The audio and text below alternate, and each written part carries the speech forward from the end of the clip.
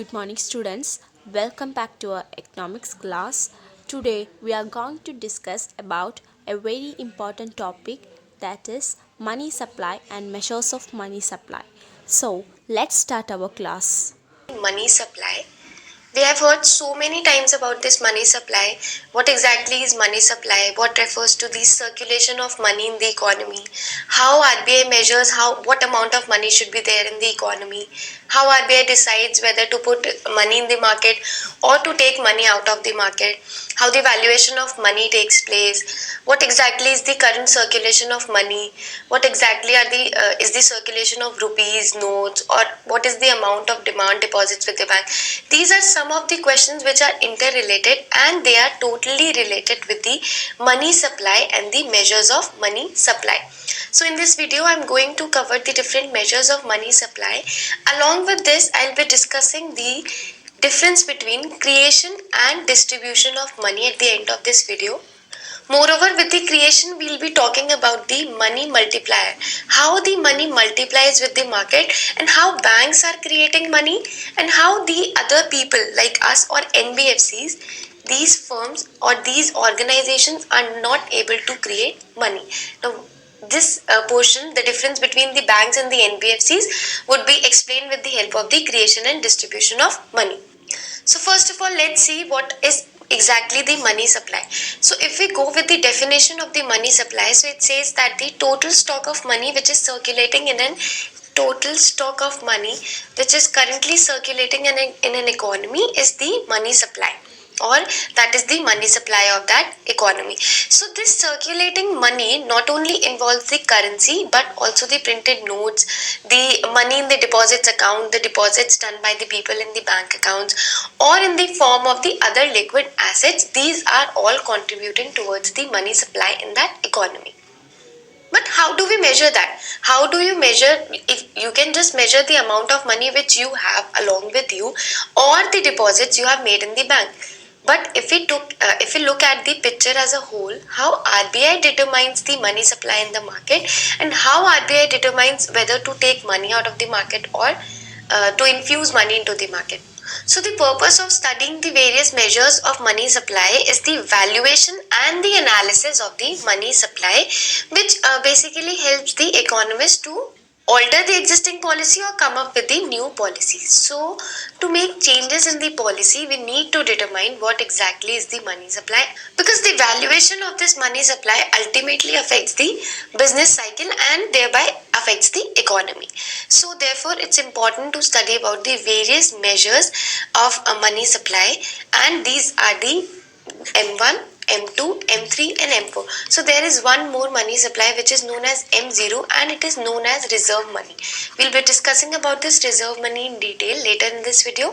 First, we'll be discussing about the M1, M2, M3 and M4. These are totally related with each other. So the very first measure of the money supply is M1, which is even referred as narrow money. Why it is referred as narrow money? Because it is the most liquid component in terms of the money supply. So all the components in the M1 category are the most liquid, and if we talk about the M4, it is the least liquid. Now, what does the liquidity means? So, liquidity means the ability of the asset, which are the components of these M1, M2 and M3, M4, the ability of the components of these measures to change into money quickly without the loss of money. That refers to the liquidity. We have heard about this liquidity so many times. Now, the first one, as we were discussing, the narrow money, which is M1. So, M1 has three components, that is currency with the public, plus demand deposits with the banking system, and the third one, other deposits with RBI. Now what exactly does this currency with public means? So currency is public is arrived after when we deduct the cash from the total currency in the market. So when we deduct the cash which is with the banks, if we deduct the cash which is there with the banks from the total currency in the market, then we can calculate the currency with the public. So it refers to whatever the notes, rupees or the small coins which people hold with themselves is referred to as the currency with the public. Next one is the demand deposits with the banking system. As the name suggests, demand deposit with the banks represents all the demand deposits which are there with the cooperative and the commercial banks, including the cooperative societies as well. So don't forget about the cooperative societies. So deposits, the demand deposits. Demand deposit refers to deposit which can be withdrawn on demand of the public. So demand deposits which are there with the commercial and the cooperative banks and the societies, these are concluded, or these are the components of the M1. Next one refers to the other deposits with the Reserve Bank, other deposits with RBI. So these include, or these compile the deposits which are from the foreign central banks, the deposits which are there from the foreign central banks, or the sundry deposits of the IMF account 1. Now sundry deposits of IMF account 1 means the deposit which are done by the country with as the quota subscription, that is the IMF account 1. So what refers to the other deposits with the RBI? It refers to the compilation of the deposits which are done by the deposits which are from the foreign central banks or the financial institutions. These are considered as the other deposits with RBI. So these three components make the narrow money. Next is the M2, which is a little less liquid than the M1. So M2 comprises of the whole of M1, that is currency with the public, demand deposits with the banking system, and other deposits with the RBI, along with the post office saving deposit. Now post office saving deposits has three categories. So these three categories, the first one refers to the postal deposit. So whatever postal deposits which comprises of the savings account, the recurring deposits, the time deposits, these are all considered as the postal deposits under the post office saving deposits. Next one refers to the savings certificates. So certificates like the National Small Savings Certificates or Kisan Vikas Patra, these are known as the savings certificates under the post office saving deposit. The third category or the third component of the post office saving deposit is the social security scheme. So there are various social security schemes being operated by the post office, that is the PPF, the Public Provident Fund, the Senior Citizens Service Savings Scheme. So these are some of the schemes which are the components of the post office saving deposit. So what all is there under the M2? The first one is the M1 plus the post office saving deposit, which comprises of postal deposits, the saving certificates, and the social security scheme. If we talk about the M3, which is a little lesser liquid than the M2, then if we talk about the M3, so M3 refers to the compilation of M1 plus the time deposits with the banking system. I'll be discussing about this M3 in detail because this is the most important, and it is known as the broad money. So I'll be discussing this broad money later. So if we come to the M4, which is the least liquid measure, so it comprises of the least liquid components, that is M3, the whole of M1 plus time deposits with the banking system, and the total of post office deposits. We have already discussed about the post office saving deposit. So whatever we are left with the post office deposit, then it is included in the M4, that is the total post office deposits. So these are the four very important measures, and we'll be discussing about M0 and M3 in detail. First, let's look at what exactly is money supply M3.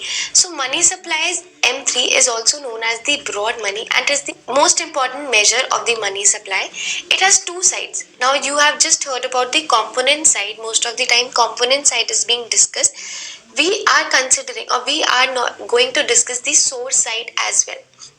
Now what are these component sides and the source side? So the component side refers to the liability side. So it refers to the liability side of the balance sheet of the banking sector. Now we are talking about the whole of the banking sector, that is RBI plus banks. When I'll be discussing about the banking sector, so it would include both RBI plus banks, and when I'll be talking about just RBI, so it would just include the components of RBI. So component side refers to the liability. You'll be looking at the components over here, that these refers to the liability side of the bank plus RBI. Coming to the sources side, so these are the assets which are being there in the balance sheet of the banking sector, which is whole of the RBI plus banks. So a question might come in examination regarding the source and the components, as component refers to the liability and sources refers to the assets of the balance sheet. If we discuss the component side, so first one is the currency with the public. Here in the previous thing we discussed about the currency with the public. As I've already told you, M3 is the compilation of M1 plus the time deposits with the whole banking system. So this is referred to as the broad money, which is M3. So as M1 comprises of the currency with the public, the demand deposits with the bank and other deposits with the RBI. So these are the components of M1, and this time deposits with the bank is the category or component of the M3 money supply M3. The most important thing over here is the sources side. So this is given in the RBI bulletin, the monthly bulletin given by the RBI. The source side refers to the assets of the balance sheet. Now if you look at the terms over here, you will realize that these are the assets for the whole banking system. So the very first is the net bank credit to the government. Here it comprises of the RBI's net credit to the government, which comprises of the credit given to the state government and central government. And if we talk about the other banks credit to the government, so that in all would be considered as the net bank credit to the government. Here it is talking about the net bank credit, that means RBI plus all the banks. So whatever the credit has been given by the RBI plus the commercial banks, the cooperative banks to the government, whether the state government or the central government, it would be concluded in the net bank credit to the government. So it would include the investments in the government securities, including the treasury bills as well. Next is the bank credit to the commercial sector. So here it includes the total of the RBI's credit to the commercial sector plus the other banks credit to the commercial sector. Now next one is the net foreign exchange assets of the banking sector. So net foreign exchange of the banking sector comprises of the net foreign exchange of both RBI and the banking sector as a whole. So it refers to the foreign exchange assets of RBI plus the other banks as well. Next we'll add the government currency liabilities to the public. So this government currency liabilities refers to the rupee coins and the small coins which are there with the public. So as it is a liability for the public, it would be the asset for the bank. After that, we'll be deducting the net non-monetary liabilities of the banking sector. So if it is the liability of the bank, it would be asset for the public. So the net non-monetary liabilities includes both the RBI, the net non-monetary liabilities of the RBI and the bank as well. So what is this net non-monetary liabilities of RBI? So these prices of the paid up capital and reserves of the RBI, which or the contribution made by the RBI and the national funds, these are known as the net non-monetary liabilities of the RBI. And what is being there or what is being considered as the net non-monetary liability of the banks, the other banks?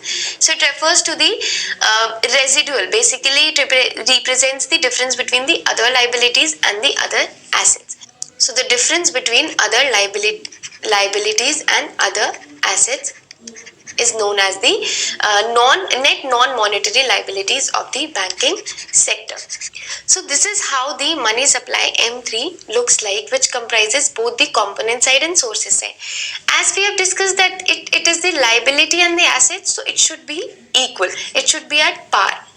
So when the component side is equal to the sources side, the place from where the funds are being taken, then it is known as the balance situation. When the component side is equal to the sources side, that is liability is equals to assets. Next is the very important thing M0, which refers to the reserve money. Now this reserve money is also known as the base money and the high powered money, and it is the highly liquid component of money stock in the economy. So reserve money, a question might come, what is known as the base money? So reserve money, that is M0, is known as the base money and the high powered money. Similar to the M3, which has component side and the sources side, reserve money also has the component side and the sources side, where the components refers to the liabilities sources side refers to the assets. Now in M3 we discussed about the whole of the banking sector, that is RBI plus bank. But as the name suggests, reserve money, here we'll be talking about just the liabilities of RBI and the assets of RBI. So we'll be taking in consideration the reserve money which is there in terms of liability and assets with the RBI, that is Reserve Bank of India. Here it includes the currency in circulation. In the previous one, M3, we talked about the currency with the public, but here the currency in circulation, which refers to the total currency which is there in the market, that is being considered as a part of component side of this reserve money. Next, the bankers deposit with the RBI. Whatever deposits are being done by the banks, other banks, not the RBI, but the other banks which make deposits with the RBI. So these deposits could be in the form of CRR, cash reserve ratio. So these are some of the reserves which the banks need to maintain with the RBI. These are known as the liabilities because it is the deposit for the bank in the RBI is the liability for RBI. So bankers deposit with the RBI comes under the component side, that is the liability for RBI. Next component is the other deposits with the RBI. So other deposits with the RBI, as I've already discussed, it is the compilation of the deposits from the foreign central banks, multilateral institutions and the financial institutions. Now coming to the sources side, what constitutes the assets of the RBI? So net RBI credit to the government. First thing, net RBI credit to the government, as the name suggests, it is the credit given by RBI to both the state government and the central government. So it may be in the form of overdraft given to the government or the RBI's holding of government securities. These are being considered as the RBI credit given to the government. Next one is the RBI's claims on banks. Now, what does this mean? RBI claims on banks means suppose the RBI has granted loan to NABARD. Now, this would be considered as the RBI's claims on banks or the credit. Here we are talking about the credit given to the government. Now we are talking about the credit given or the credit given by RBI to the banks. Next is the RBI credit to the commercial sector. As RBI is giving credit to the government, similarly it gives credit to banks as well, and in the same way it gives credit to the commercial sector as well. In the form of bonds or shares of the financial institutions, this is how RBI is giving credit to the commercial sector. Another thing is the RBI's net foreign exchange assets. In the previous one, the sources side, we discussed about the net foreign exchange assets of the whole of the banking sector. But here in the reserve money, we are just talking about the RBI's net foreign exchange assets. Next one is the government's currency liabilities to the public. Whatever the currency is there, which is issued by government to the public, that is the rupees, the coins, these are known as the government's currency liabilities to the public. And after this, we'll be deducting the RBI's net non-monetary liabilities. As in the previous one, we discussed the RBI's net non-monetary liabilities, which refers to the RBI's contribution toward the national funds or the paid-up capital and reserve. These are known as the RBI's net non-monetary liabilities. So this is how we recognize or we determine the reserve money. Both the component size and the sources side is important. This is how we differentiate between the different measures of the money supply. The most important among these is the reserve money and the money supply M3. Now, there is a concept of money multiplier, or we could say the creation of money and the distribution of money. How does this process takes place? So, RBI cannot print notes every time when there is a demand of money in the market, but there is a process by which the banks create the money in the market. So, what does that mean? In very simple terms, if we talk about the money multiplier, then the broad money when divided by the reserve money is referred to as the money multiplier. Now we discussed that broad money consists of the transactions done by the RBI plus banks. But in the reserve money, we discussed that it's just the transactions which are or the liabilities and the assets of the RBI. Whatever is left after dividing the broad money with the reserve money are the transactions done by the other banks. That refers to the money multiplier, or that refers to the process of creation of money. So the creation of money is done by the other bank transactions except for the transactions done by the RBI. So when we talked about the other banks' investment in the government securities, credit to the commercial sector, net foreign exchange assets of the other bank, these are all referred to the process when the money is created in the market. Let's take an example of the bank Z. So suppose there is this bank where the deposits in the bank is there, which is of 10 lakh rupees. So how would the balance sheet, we'll just discuss in the current scenario. So how would be the balance sheet of this bank Z look like? So deposits would be there, that would be of 10 lakh rupees, and there would be the assets as there is money with the bank, which is the 10 lakh rupees. Why the deposits are on the liability side? Because somehow bank has to repay this amount to the person who has deposited 10 lakh rupees. So this is how the normal balance sheet when there are deposits with the bank looks like. But as per the RBI's mandatory condition, banks need to maintain some amount, or they need to keep some amount of deposit at reserve. Suppose RBI has asked the bank Z to create or to keep 10% of the total deposits which are there as the reserve. So how would the balance sheet now looks like? So deposits would remain be the same, 10 lakh rupees, which is the actual money, and here the reserves have been reduced to 1 lakh rupees. Why? 10% of 10 lakh is 1 lakh rupees. So the reserves are 1 lakh rupees, and the remaining asset which is being there, or the amount which bank is left with, or the amount which bank can lend to some other person, that is, suppose A, this loan amount is known as A, and it is 9 lakh rupees. So the balance sheet would look like the reserves as per RBI's mandatory condition is 1 lakh rupees and the deposits 10 lakh rupees. Here the amount which is left with the bank, which is in terms of the virtual currency, so it is 9 lakh rupees. Now bank can transfer or bank can loan this amount to someone. Suppose there is this person who wants the loan from the bank, and he went to this bank to take loan that is of 9 lakh rupees. The bank has granted the loan of 9 lakh rupees. So what happened? There was the initial deposit of 10 lakh rupees in the bank. After that, there wasn't any actual transfer of 10 lakh or 9 lakh rupees to the person's account, but there was this virtual transfer where the 9 lakh rupees were transferred in the account of this person. So what happened? Now this person has 9 lakh rupees along with him. Now suppose this person went to some other bank. So suppose this is bank X, and here the assets and liabilities are there. So this person went to this bank X with 9 lakh rupees in his account. It is just the virtual currency over here.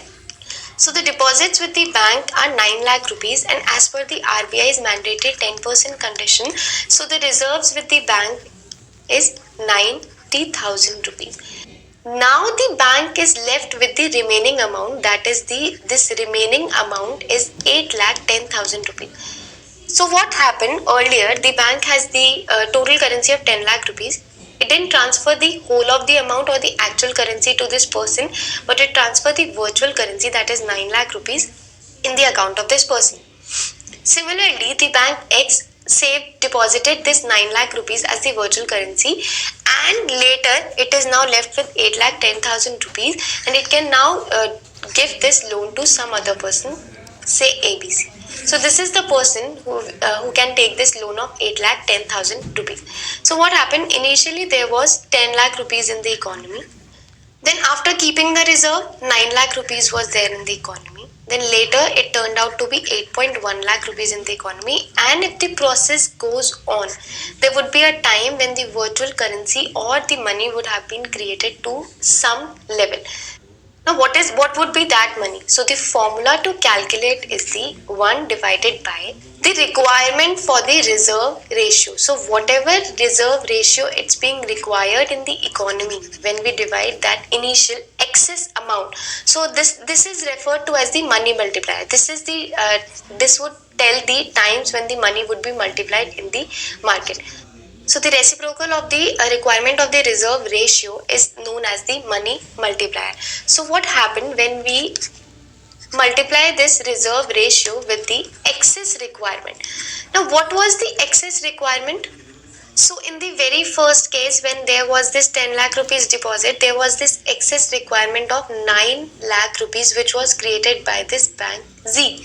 So the access requirement, the reserve ratio was 0.10 and the excess requirement was 9 lakh rupees. So this was the situation, and the actual money multiplied would be 90 lakh rupees. So what happened? The initial money in the market was 10 lakh rupees, but later it turned out to be 90 lakh rupees, including the virtual and the actual money. So this is how the money is multiplied by banks in the economy. Or we could say this is the process of creation of money.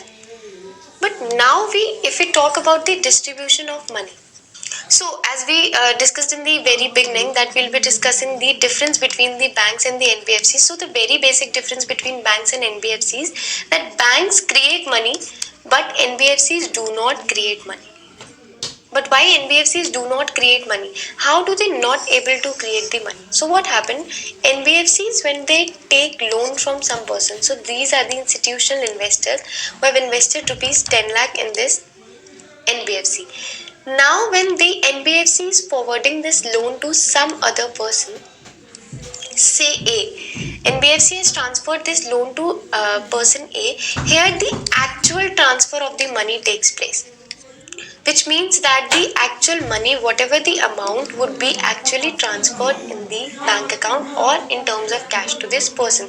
So there is no creation of money in this economy, but just the transfer of actual money which is taking place. But in the case of bank, here we are depositing 10 lakh rupees, but the remaining 9 lakh rupees, the actual money is just the 1 lakh rupees, but the remaining 9 lakh rupees is the virtual money which is being created by the banks in the economy. So this is how the distribution of money is different from the creation of money. Distribution involves the actual transfer, but the creation of money is just referring to the virtual creation of. So that's all for today. Thank you and have a nice day.